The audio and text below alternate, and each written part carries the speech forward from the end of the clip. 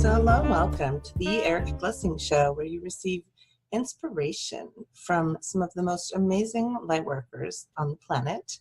Today we have Sarah Ann, who I interviewed for the Love Is Summit earlier this year, and I'm joyful to bring to you some of her inspiration on connecting to Source and being guided by the light. She also has a new podcast herself called She Shines, Living in Light. So please join me in welcoming Sarah Ann. Woohoo. Start with us because you've chosen to be walking in a path of love. I mean, you've really changed everything to do this. I think everything has changed me in order to do this, which is really, really, really cool. I love this whole concept. Like, I think you came to me and you said, this podcast is just taking on a life of its own, but it's all about what love is. And then you're like, love is everything. So I think that's what has happened. I've just kind of like opened myself up in order to receive the whole infinite expansiveness of love is everything. So yeah. I think it changed me. And for me, it was this awareness of love loving me even though I screw up all the time. It was like love loving me even though I've made such stupid mistakes. It was like that thing of like when you're born, the angels sing. It was that awareness that kind of just, it was kind of an awakening for me, you know? Oh, you just opened up like a whole can of like beans, like, because you have this love and then, it's like unconditional. But then you have this thing called grace. And I think that's what you just talked about. Grace is like this undeserving love. It's the forever forgiving love. And it's, you just get it because you do. And, it's beautiful. That's it. You get it because you do. So you don't have to be better. You don't have to be smarter. You don't have to be prettier. You don't have to be skinnier. Like, that's the whole thing. It's just this sense of, that's what my book is too. It's like, just love likes it when you dance. Like, love is here, and just being here is enough. You don't have to get it all right. I think we get so confused when, and one of my friends is the strangest thing I'm remembering, which he's like, women loved men if they were bringing home the bacon well enough, because then they could take care of their kids and their family. So we're talking jillions of years ago. So there was this sort of like, but men would tend to love the woman as the mother, kind of like forever, no matter what. And so there was this kind of strange dichotomy in years gone by, where the conditional love was given in order to perpetuate the species, I think. I mean, in some strange way. And so we don't really need to do that anymore. There's billions of people. We're like, cool. And so I wonder if our consciousness is shifting. I don't know. It's kind of a fun concept, isn't it? Well, I totally believe that our consciousness is shifting. I think it's making room for more of us. And I think it's making room for more love. I think it's shifting like moment to moment. It's like perpetuating and consistent. But I love the title of your new book, like Love Likes It When You Dance, because I think that, God, I remember when I lived in San Diego for 4 years, and there was this women's drumming circle, and they met every month. And I remember they were having their 20-year anniversary, and they met on a beach, and they were drumming for literally 3 hours. And I remember they started this drumming circle because there was a woman who had gotten diagnosed with cancer, and they wondered if drumming could like heal her. And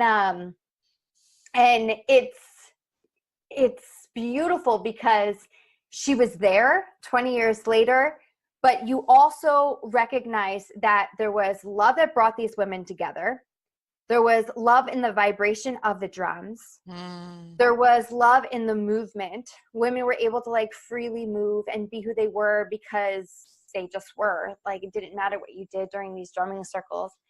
And I think that when we dance, and we are so open and we are so receptive to the healing guidance and like the nurturing grace of love. I think that when you can fully let go and fully just kind of like move, you are just so raw and so authentic and so real, and that joy just is able to like illuminate from you. And I think that when we can allow ourselves to be that real, anybody can love us for any freaking reason. And I think that if your husband is bringing home the bacon for you just because he's married to you, the fact that maybe one night you might let it all loose or just be who you are can make anybody kind of love you. Do you like how that all kind of rolled all together? But it's true. I mean, honestly, I think love likes it when you dance because it's able to be around you more than any other time. And I love that when you are you're in that essence of joy, you feel that free, and you're just moving and doing and being what you are because it feels good to you. Anybody would pay you. Anybody would love you. Everybody wants to be around you. It's just gold. Right. And but here's still something that's kind of sticking me. It's interesting that you brought up, because to me, like, it seems like there's this like, you need to be an invitation to this, or you need to express this, or you need to do that. And I just want to tell kind of everyone who's listening, you're fine just right now, this instant. Like, love is here for you.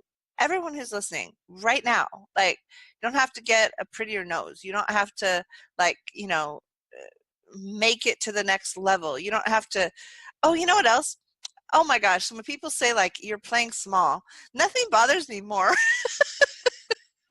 Because it's like, we are so big, we are so infinite, and love is everywhere, and it's okay. I don't know. I get stuck on some of the things in my own circles of self-help entrepreneurs. I have a question for you, Sarah. Yes. So I'm just so blessed to come back into your life most recently. And I've observed you in this way of kind of like getting messages from source, tuning into source, and then being absolute. And maybe just share with our audience a little bit of what that requires of you, or how you came. I mean, you've always been guided, so it's not like it started yesterday, but it seems like it's just bigger now than it's ever been.